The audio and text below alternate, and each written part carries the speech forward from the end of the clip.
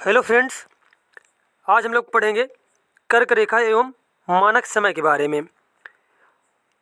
चलिए देखते हैं हम लोग यहाँ पे पहला क्वेश्चन। अब यहाँ पे देखो पहला क्वेश्चन हमारा दिया गया है, यदि अरुणाचल प्रदेश में सूर्योदय समय 5 बजे हैं तो सौराष्ट्र में सूर्योदय का संभावित समय क्या होगा। तो इसका सही आंसर हो जाएगा 7 AM। क्या होगा? 7 AM। अब देखो कैसे यहाँ पे 7 AM होगा, ये हम लोग देखते हैं। अब देखो यहाँ पे जो इसकी व्याख्या की गई है, यदि अरुणाचल प्रदेश में सूर्योदय समय 5 बजे प्रातः काल है तो सौराष्ट्र में सूर्योदय समय 7 बजे ही होगा, क्योंकि गुजरात एवं अरुणाचल प्रदेश के मध्य लगभग 30 डिग्री देशांतर रेखा का अंतर है। कितना अंतर है? 30 डिग्री जो है देशांतर रेखा का अंतर है। अब इसमें से देखो एक देशांतर जो होता है वो कितने बराबर होता है? 1 डिग्री की देशांतर होता है 4 मिनट के बराबर। और कई बार क्वेश्चन तो यही केवल पूछा गया है कि 1 डिग्री देशांतर का कितने मिनट के बराबर होता है, बताएंगे हम लोग 4 मिनट के बराबर। अब देखो यहाँ पे कितने देशांतर है, तो 30 डिग्री देशांतर हो जाएगा, तो 30 × 4 मिनट कर देंगे तो कितना हो जाएगा? 120 मिनट। तो कितना अंतर आएगा? 2 घंटा अंतर आ जाएगा। और एक क्वेश्चन ये भी पूछा जाता है, कई बार क्वेश्चन ये पूछा जाता है कि जो है भारत के पूर्वी बिंदु और पश्चिमी बिंदु के बीच में कितने समय का डिफरेंट है, तब भी बताएंगे हम लोग कितना डिफरेंट है? 2 घंटे का डिफरेंट है। ज्ञातव्य कि भारतीय मानक समय 82 डिग्री 30 अंश पूरी देशांतर से लिया जाता है। मानक रेखा से पूर्व की तरफ जाने पर समय में 1 डिग्री प्रति देशांतर 4 मिनट बढ़ जाता है, तथा मानक रेखा से पश्चिम जाने पर 1 डिग्री प्रति देशांतर मतलब 4 मिनट समय घट जाता है। अब देखो ये भी बहुत इंपॉर्टेंट क्वेश्चन है। अब पूछा जा सकता है आप लोगों से कि जो भारत की जो मानकीय रेखा समय, जो मानक समय रेखा है, उसके पूर्व तरफ जाने पर समय में क्या प्रभाव पड़ेगा। तो क्या मिलेगा, क्या हम बताएंगे हम लोग कि 4 मिनट क्या है, टाइम बढ़ जाएगा, या फिर 1 डिग्री देशांतर बढ़ेगा। अगर पूछा जाए कि पश्चिम में जाने पर क्या प्रभाव पड़ेगा, तो बताएंगे हम लोग 1 डिग्री देशांतर कम हो जाएगा, या फिर 4 मिनट समय क्या हो जाएगा? कम हो जाएगा। तो इस सारे पॉइंट आप लोग नोट कर लीजिए। देखते हैं अगला क्वेश्चन। अभी देखो हम लोगों ने क्या है पढ़ा था यही क्वेश्चन। अब फिर से देखो वही पूछ लिया घुमा क्वेश्चन की, गुजरात के सबसे पश्चिमी गांव और अरुणाचल प्रदेश के सबसे पूर्वी छोर पर स्थित वलांग के समय में कितने घंटे का अंतराल होगा। अभी देखो हमने बताया था आपको कितने घंटे का अंतराल होगा? 2 घंटे का अंतराल होगा। कितना? 2 घंटे का। हमारा बी ऑप्शन क्या हो जाएगा? सही हो जाएगा। और नेक्स्ट क्वेश्चन हमारा है, कर्क रेखा निम्नलिखित में किन राज्यों से होकर गुजरती है। तो इसका सही आंसर हो जाएगा हमारा त्रिपुरा, मिजोरम, पश्चिम बंगाल। ये जो 3 राज्य दिए गए यहाँ पे, इन तीनों राज्यों से होकर गुजरती है, जबकि मणिपुर से होकर नहीं गुजरती है। अब अगर क्वेश्चन यहीं पे ये पूछ लिया जाए कि कितने राज्यों से होकर गुजरती है, तो बताएंगे हम लोग 8 राज्यों से। कितने राज्यों से? 8 राज्यों से। और यहाँ पे कौन से 3 राज्य हैं? त्रिपुरा है, मिजोरम है, पश्चिम बंगाल। तो हमारा ऑप्शन सी सही हो जाएगा। और देखते हैं कौन कौन से वो 8 राज्य हैं जिनसे कर्क रेखा होकर गुजरती है। अब देखो यहाँ पे वो सारे 8 राज्य दिए गए, जैसे कि राजस्थान, गुजरात, मध्य प्रदेश, छत्तीसगढ़, झारखंड, पश्चिम बंगाल, त्रिपुरा और मिजोरम। ये 8 राज्य हैं जिनसे कि कर्क रेखा होकर गुजरती है, जबकि मणिपुर से क्या है, उसमें से नहीं गुजरती है। अब देखो यहाँ पे निम्नलिखित में से किस राज्य से कर्क रेखा नहीं गुजरती है। देखो फिर से वही क्वेश्चन पूछ लिया गया। कब पूछा गया? यूपी PCF RO में 2016 में पूछा गया है। देखो अभी हम लोगों ने यही क्वेश्चन पढ़ा, फिर से वही क्वेश्चन रिपीट हो गया। तो इसका आंसर हो जाएगा मणिपुर। मणिपुर से नहीं गुजरती, जबकि त्रिपुरा, छत्तीसगढ़, मिजोरम, ये तीनों से क्या है, कर्क रेखा होकर गुजरती है। और अगला क्वेश्चन हमारा है, निम्नलिखित में से कौन सा भारतीय राज्य कर्क रेखा के उत्तर में स्थित है। तो इसका सही आंसर हो जाएगा मणिपुर। क्या है? मणिपुर राज्य जो है वो कर्क रेखा के उत्तर में स्थित है। और अगला क्वेश्चन हमारा है, निम्न के नगरों में कौन कर्क रेखा के सबसे नजदीक है। तो इसका सही आंसर हो जाएगा आइजोल। क्या है? आइजोल जो है इनमें से कर्क रेखा सबसे नजदीक है। अब देखो यहाँ पे जो क्वेश्चन अभी हम लोगों ने पढ़ा था कि भारतीय राज्य कर्क रेखा के उत्तर में स्थित है, कितने बार देखो पूछा गया। यूपी PCF मेंस में पूछा गया है 2008 में, यूपी PCF प्री में पूछा गया है 2003 में, 2001 में, उसके बाद यूपी PCF प्री में पूछा गया है 2005 में। तो सारे क्वेश्चन क्या बहुत ही महत्वपूर्ण क्वेश्चन है, और ये सारी सीरीज आप लोगों को कंप्लीट करवाई जाएगी। Geography, polity, science, economics, EVS सारे क्वेश्चन कंप्लीट करवाए जाएंगे सीरीज वाइज। आपको वीडियो अच्छा लगे तो चैनल को सब्सक्राइब करें, वीडियो को लाइक करें, कमेंट करें। देखते हैं अगला क्वेश्चन हम लोग। अब देखो यहाँ पे एक पॉइंट बहुत ही महत्वपूर्ण पॉइंट दिया गया है कि 13.5 डिग्री उत्तरी अक्षांश को कर्क रेखा कहा जाता है। ये बहुत ही महत्वपूर्ण पॉइंट है कि 13.5 डिग्री उत्तरी अक्षांश को कर्क रेखा कहा जाता है। यह भारत को लगभग 2 बराबर भागों में काटती है। प्रश्न दिए गए नगरों में कर्क रेखा सबसे नजदीक आइजोल है, जो 13 डिग्री 36 अक्षांश उत्तरी अक्षांश पर स्थित है। अन्य कर्क रेखा के नजदीक स्थित भारतीय शहर देखो, जैसे कि जबलपुर जो है 13 डिग्री 11 उत्तरी अक्षांश में स्थित है। गांधीनगर जो है 13 डिग्री 13 उत्तरी अक्षांश में स्थित है। अगरतला जो है 13 डिग्री 50 उत्तरी अक्षांश में स्थित है।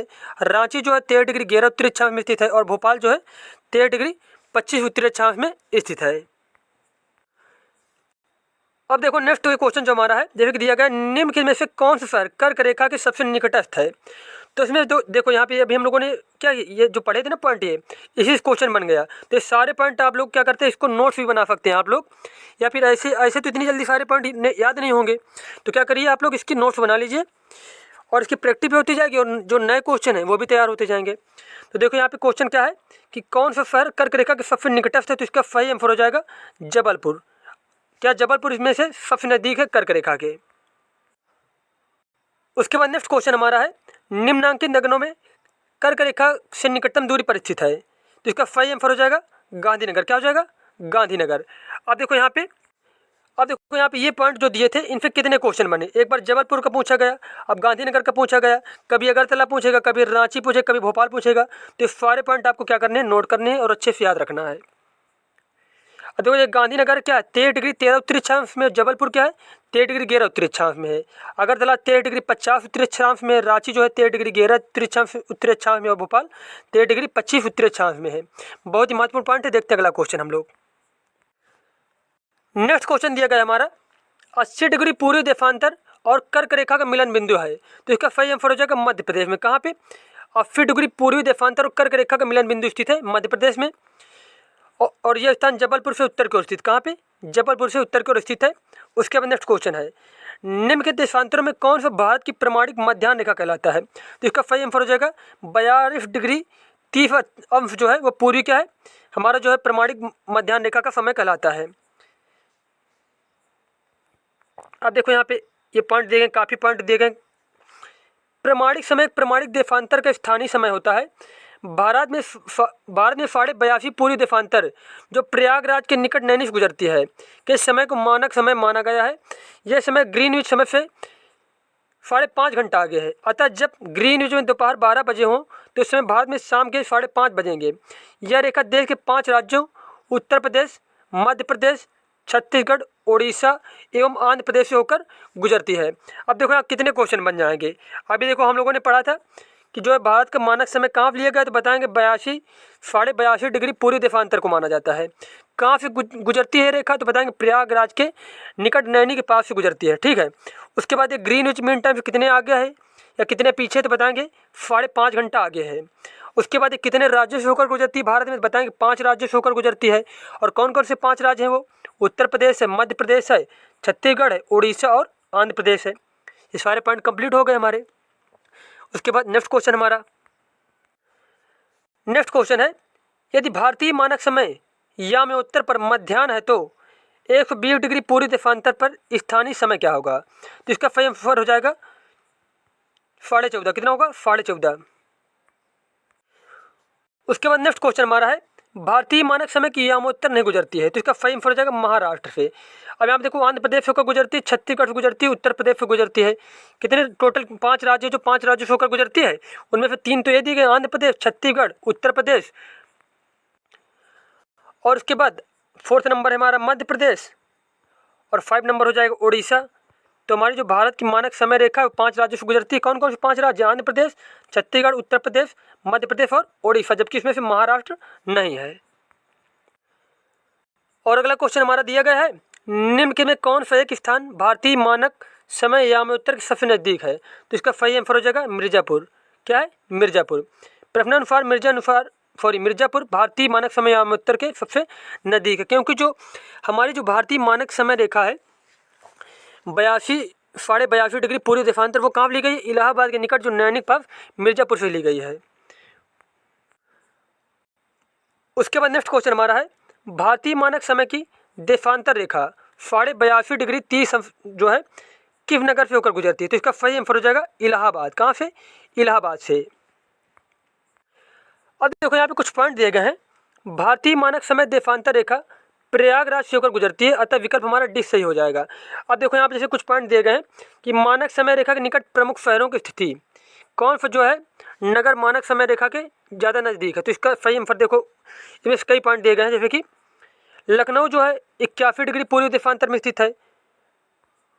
रीवा जो है वो है 81 डिग्री 19 अंश पूर्वी देशांतर में स्थित है। उसके बाद सागर है, सागर 78 डिग्री 50 अंश पूर्वी देशांतर है। उज्जैन जो है उज्जैन स्थित है 75 डिग्री 43 अंश पूर्वी देशांतर में। उसके बाद होशंगाबाद है 77 डिग्री 45 अंश पूर्वी देशांतर। भोपाल है 77 डिग्री 30 अंश पूर्वी देशांतर।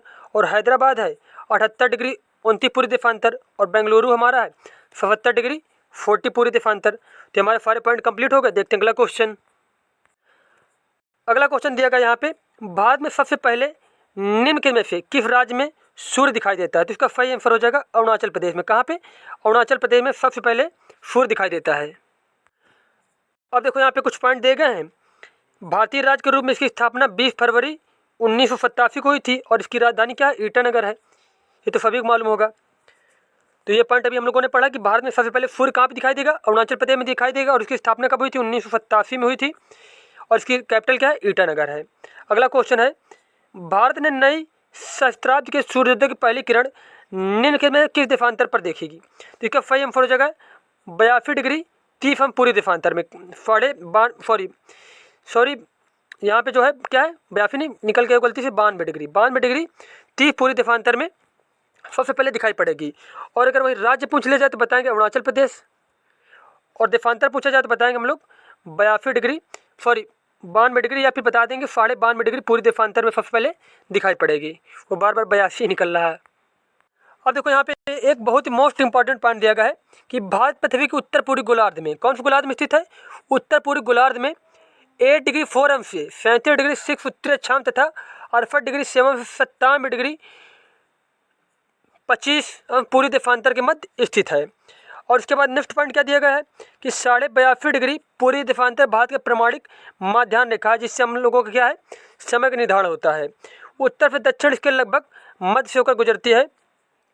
बाद में 21वीं शताब्दी का प्रथम सूर्योदय 92 डिग्री 30 अंश पूर्वी देशांतर पर स्थित ग्रेट अंडमान के सुप्रसिद्ध स्थल कटचल में देखा गया था।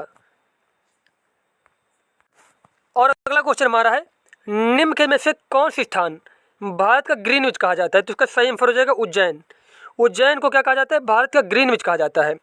प्राचीन काल से उज्जैन को समय की जनगणना के लिए केंद्रीय संदर्भ बिंदु के रूप में जाना जाता था, इसलिए उज्जैन को भारत का ग्रीनविच भी कहा जाता है।